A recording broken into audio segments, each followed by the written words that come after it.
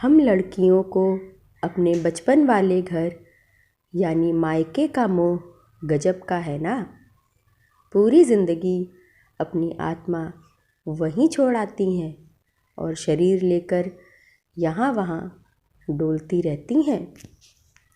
तभी तो उम्र का कोई भी दशक हो, कोई भी पड़ाव हो, मायके की याद एक मीठी सी गुड़ की डली रख जाती है होठों पर। और सहेलियों की ठिठोली याद करते ही खट्टी इमली और अबियों पर नमक लगाकर चाटना याद आता है।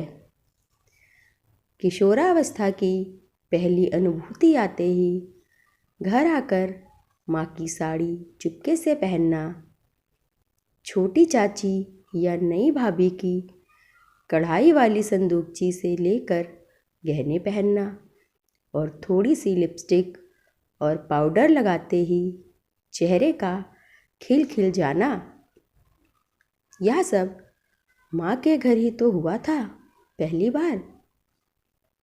तो हमारी गुड्डो को भी माँ के घर से बड़ा लगाव था और अपने कमरे से तो ऐसा प्यार कि घर में चाहे कितने मेहमान आ जाएं, पर गुड्डो अपना कमरा किसी को देने को हरगिज़ राज़ी नहीं होती थी।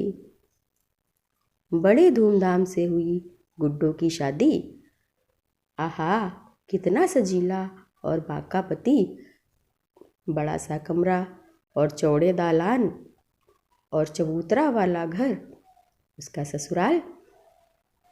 फिर भी गुड्डो अपना कमरा छोड़ने को राजी नहीं।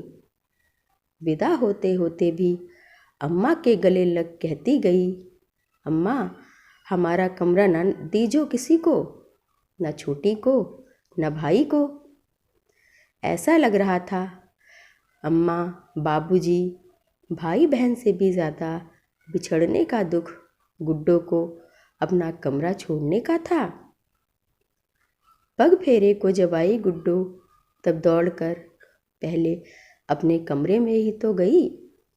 सब कुछ पहले जैसा पाकर खुश हुई, पर अलमारी से उसके कपड़े गायब और कमरे में अलगनी पर छोटी बहन छुटकी के कपड़े टंगे देखकर कुछ अच्छा नहीं लगा गुड्डो को।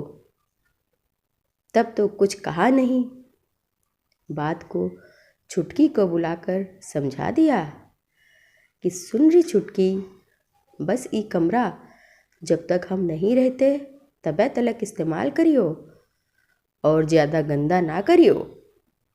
छुटकी बड़ी अचंभे में बोली, ये जिज्जी, सुना है तुम्हारे ससुराल में जे बड़े बड़े कमरे हैं, तो ई कमरा लेके काहे लड़ रही हो। अब गुड्डो के पास तो इसका एकदम तरीके का जवाब तैयार था ही। छूटते ही बोली, है तो का छुटकी, वो हमार घर थोड़ो है, हमाओ घर तो यह है। छुटकी को नहीं समझ आनी थी सो नहीं आई बात, और गुड्डो को ही तब कहाँ समझ आई थी कि लड़कियों के सप्तपदी के भांवर पड़ते ही शादी के बाद ससुराल का आंगन उतनी जल्दी नहीं अपनाता जितनी जल्दी की मायके की देहरी बेदखल कर देती है। दूसरी बार मायके आई, 5 महीने हो गए। अपने कमरे में गई तो छुटकी अब जमकर वहाँ रहने लगी थी। अलमारी में गुड्डो का कोई कपड़ा अब कहाँ था। जो थे वह कपड़े अब उसके नहीं रहे। अलगनी पर भी सिर्फ छुटकी के कपड़े टंग रहे थे। बड़े शौक से बनाई गुड्डो के हाथ की पेंटिंग्स को अम्मा ने बड़े संदूक में रखवा दिए थे और छुटकी ने दीवारों पर अपनी पसंद की पेंटिंग्स और ज़्यादातर तो सेलिब्रिटीज़ की तस्वीरें ही लगा रखी थी। कुछ कपड़े तो माँ ने इधर उधर किसी को दे दिए, कुछ बहन ने रख लिए और उसके सर्टिफिकेट वगैरह एक पन्नी में डालकर रख दिए गए कि अब इनका यहाँ क्या काम। जब गुड्डो आई तो उसे थमा दिए गए। अब गुड्डो सोच में पड़ गई कि इस कमरे की अलमारी में सर्टिफिकेट रह रहे थे तो रखने देना था ना, क्यों लपेट कर मुझे क्यों दिए जा रहे हैं। पर अभी भी उस कमरे में गुड्डो की एक अपनी चीज़ थी। कमरे के पर्दे जब हवा से हिलते या कोई आते जाते पर्दे से छू जाता तो पूरे कमरे में घुंघरुओं के झुनकियों की खनक फैल जाती थी। दरअसल गुड्डो जब थोड़ी थोड़ी बड़ी हो रही थी तब कभी छुपकर आईने के सामने सजती तो कभी पढ़ाई की किताबों के बीच कुछ और पढ़ने लगती। तब अम्मा, बाबूजी या भैया बेट खटक के कमरे में चले आते तो कभी गुड्डो डांट खा जाती। उसी का तो हल निकाला था गुड्डो ने। जब एक बार उसने अम्मा की सिल्क की साड़ी आयरन करते हुए जला दी थी तब अम्मा ने जो पीठ पर कसकर पूरे हाथों से धौल जमाया था उसी की मार की खुंदक कम करने को तो उस साड़ी से अपने कमरे के दरवाजे पर 2 पर्दे लगा दिए थे और उसके नीचे टांग दिए थे पुराने पायल और डांस वाले घुंघरू। अब कोई आता तो उन घुंघरुओं की आवाज़ से गुड्डो एकदम सतर्क हो जाती थी। थोड़ी और बड़ी हुई गुड्डो तो कभी छुपकर मोबाइल में अल्लम गल्लम देख रही होती और कोई अचानक कमरे में आ जाता तो गुड्डो मोबाइल बंद करके एकदम मासूम सा मुंह बनाकर बैठ जाती थी और डांट भी नहीं खाती।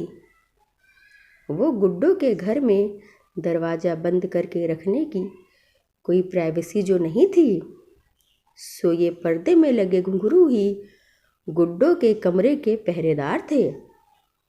बड़ा प्यार था गुड्डो को इन पर्दों से। उन दिनों कहाँ मिलती थी प्राइवेसी, कहाँ इजाज़त थी अपने कमरे की सिटकनी अंदर से लगाने की। बस सोते हुए कमरे का दरवाज़ा उड़का ले, इतनी ही तो इजाज़त होती थी। अब मन में कई सवाल थे, पर किससे पूछे गुड्डो। अम्मा के पास बैठो तो ऐसा बर्ताव करती जैसे किसी बड़े घर की ठकुराइन आई हो। बुला बुलाकर छुटकी से गुड्डो को मिठाइयाँ खिलाती और उसके ससुराल के गुण गाती थी और रसोई में तो एकदम कदम ही नहीं धरने देती थी, मानो गुड्डो फूल कुमारी हो। यही अम्मा थी ना जो शादी से पहले गुड्डो से हक से चाय बनवाती और आलू बड़ी की सब्जी में नमक ज़्यादा होने पर कस कर डांट लगाती, सो लगाती दोबारा एक और सब्जी बनवाती थी। तीज त्योहार पर ठाकुर घर गुड्डो ही तो साफ करती थी और अब अम्मा गुड्डो से कोई काम ना कराती। ब्याह के बाद जो गुड्डो एक कप चाय भी बनाकर अम्मा को देती तो वह कृतज्ञ हो जाती थी।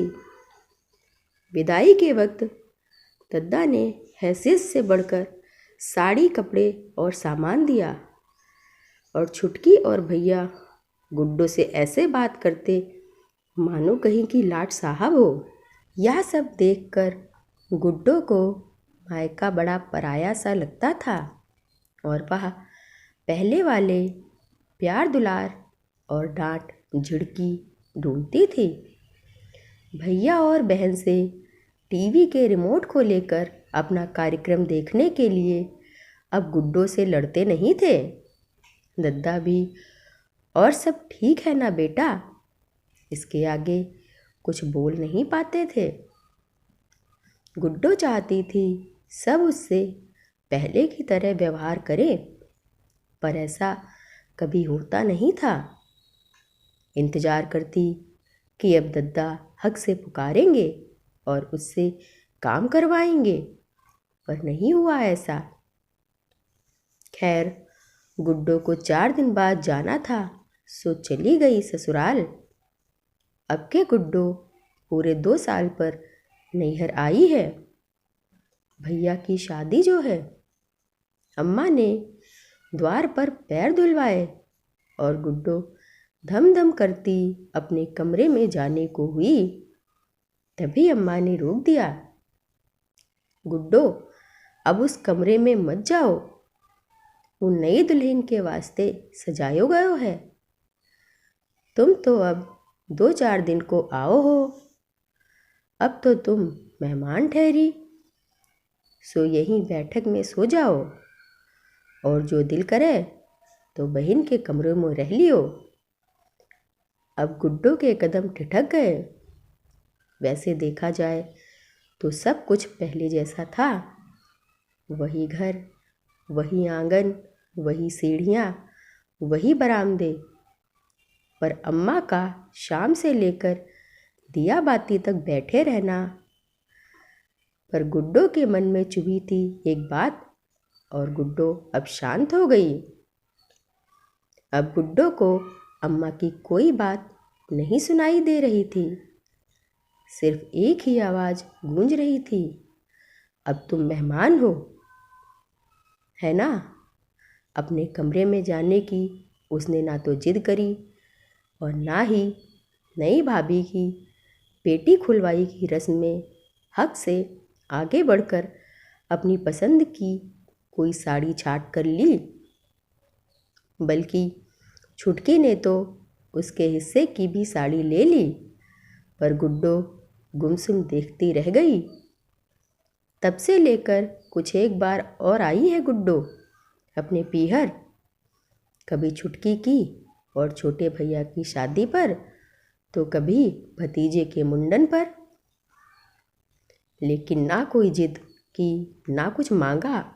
माँ ने विदाई के समय जो साड़ी दी चुपके से ले ली।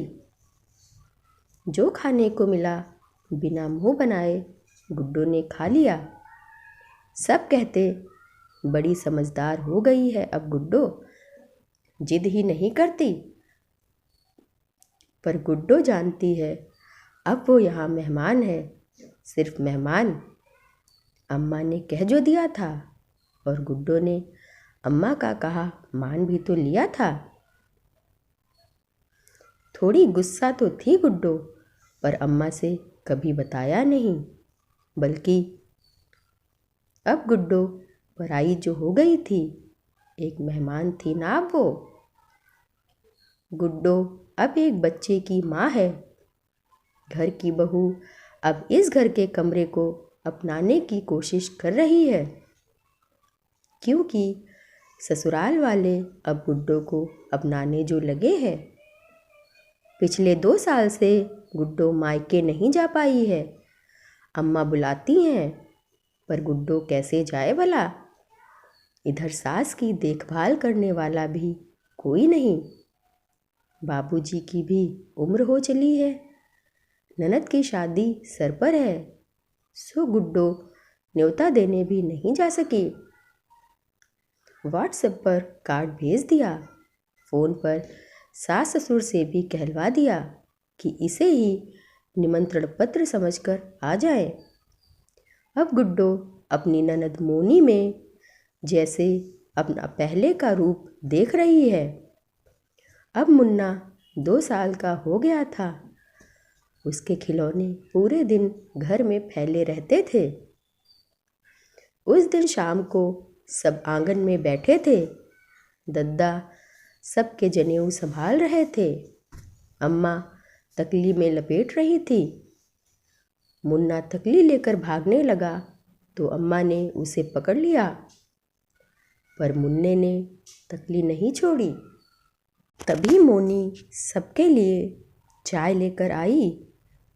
अम्मा उसे देखकर कुछ भावुक होकर बोली, अब बस कुछ ही दिन बिटिया के हाथ की चाय मिलेगी, फिर तो मोनी मेहमान बन जाएगी। मुन्ना फिर तकली लेकर भागा तो अक्के मोनी उसे पकड़ लाई। तभी अम्मा बोल पड़ी, बस कुछ दिन की बात है, अब मोनी की विदाई हो जाए तो उसके कमरे में रख देंगे मुन्ना के खिलौने। वैसे तो पूरे घर में फैलाए रहता है, अब कम से कम एक ही कमरे में खेलेगा और बिखेरेगा। शादी के बाद तो कभी कभी आया करेगी मेहमान की तरह, तो उस कमरे में अभी मुन्ना के खिलौने रख देंगे। बाद में मुन्ना उसी कमरे में अपनी पढ़ाई वगैरह कर लिया करेगा। गुड्डो ने देखा, यह सुनकर मोनी की हंसी गायब हो गई। एकदम बदले हुए स्वर में गुड्डो बोली, नहीं, बिल्कुल नहीं अम्मा जी, मोनी का कमरा मोनी का ही रहेगा। मोनी इस घर की बेटी है, कोई मेहमान नहीं। मुन्ना का सामान वहाँ रहे चाहे मुन्ना वहाँ रहे, पर मोनी जब भी आएगी अपने कमरे में ही रहेगी। मोनी का कमरा मोनी का ही रहेगा, उसके लिए उसका मायका कभी पराया नहीं होगा। मोनी बेटी है इस घर की, कोई मेहमान नहीं। मेहमान नहीं है वो। बोलते बोलते गुड्डो जोर जोर से रोने लगी। सब चौंक कर गुड्डो को देख रहे थे। हमेशा से कम बोलने वाली शांत स्वभाव की बहू को सास ससुर ने आज तक इतनी जोर से और एक साथ इतना बोलते हुए नहीं सुना था। वहाँ पर उपस्थित परिवार के लोग गुड्डो के इस तरह जोर जोर से रोने का कारण ठीक से नहीं समझ पा रहे थे, पर मोनी समझ रही थी। मोनी का दर्द और गुड्डो का दर्द साझा जो था। आगे बढ़कर मोनी ने गुड्डो को कहा, थैंक यू भाभी, और वह भी गुड्डो से लिपट कर रोने लगी। इधर सास को लग रहा था कि बहू अपनी ननद को कितना प्यार करती है। गुड्डो की पीठ पर हाथ फेरते हुए बोली, अच्छा अच्छा, नहीं देंगे मोनी का कमरा किसी और को, अब तो खुश। ननद भाभी का ऐसा प्यार देखकर मुझे तो रोना आ जाएगा। पर गुड्डो जानती थी, मोनी भी जानती थी, हम सब भी जानती हैं कि कितना दुख होता है जब शादी के बाद अपने मायके में मेहमान की तरह आना जाना होता है, जब वहाँ हमारा कोई कमरा नहीं होता और जब मायके की देहरी पराई हो जाती है।